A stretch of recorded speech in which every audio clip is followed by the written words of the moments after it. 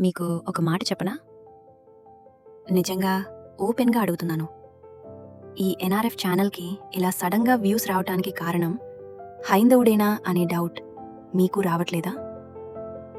నాకు ఇలా అనుమానం రావడం తప్ప, ఎన్ఆర్ఎఫ్ ఆడిన ఆ డ్రామాలో ఎక్కువ నష్టపోయిన వాళ్ళలో హైందవుడు గారు ఒక ముఖ్యమైన వ్యక్తి కాదా?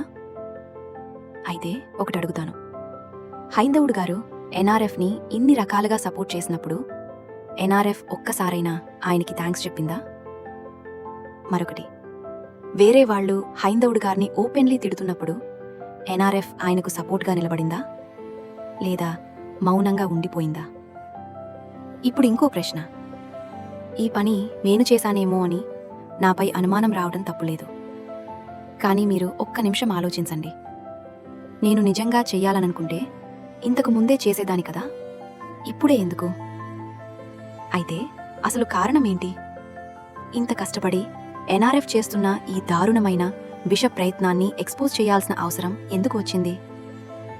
సమాజాన్ని చెడగొట్టే ఇలాంటి విషపూరిత ఆలోచనలు ఉన్న వ్యక్తుల గురించి ప్రజలు జాగ్రత్తగా ఉండాలని అనుకోవటం తప్ప? అందుకే నేను అడుగుతున్నాను, ఇలాంటి వాళ్ళు ఎలా ఉంటారు, ఎలా మాట్లాడతారు, ఎలా ప్రవర్తిస్తారు అన్నది అర్థం కావటానికి ఒక ఎగ్జాంపుల్ చూపించడం తప్ప? భవిష్యత్తులో మీలో ఎవరికైనా ఇలాంటి వ్యక్తులు ఎదురైతే వాళ్ళ మాటల్లో పడిపోకుండా వాళ్ళను ఎలా హ్యాండిల్ చేయాలో మీరు తెలుసుకోవాలి కదా. ఇప్పుడు ఇంకో ముఖ్యమైన ప్రశ్న. ఎన్ఆర్ఎఫ్ ఈ మధ్య చేసిన కొన్ని లైవ్స్కి హైందవుడు గారు రాలేదన్నది నిజం కాదా? అయితే సడన్ హైప్ వచ్చినప్పుడే హైందవుడు గారు రావటానికి కారణమేంటి? ఇలాంటి చర్యలు ఒక యూట్యూబ్ ఛానల్కి ప్రమాదమవుతాయని ఆయనకి ముందే ఎలా తెలిసింది?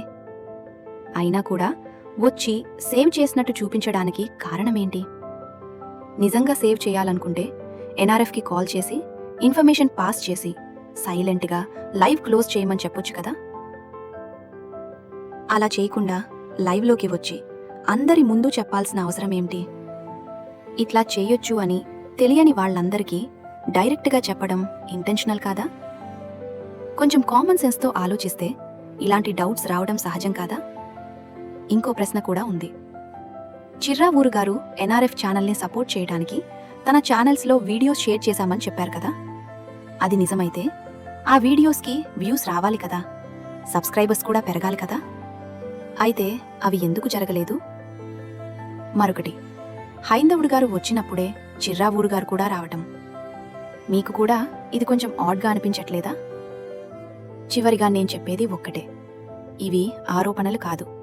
నేను వర్డిక్ట్ ఇవ్వటం లేదు, నేను అడుగుతున్నాను అంతే. ఇవన్నీ నా డౌట్స్. మీరు కూడా ఒక్కసారి ఆలోచించండి.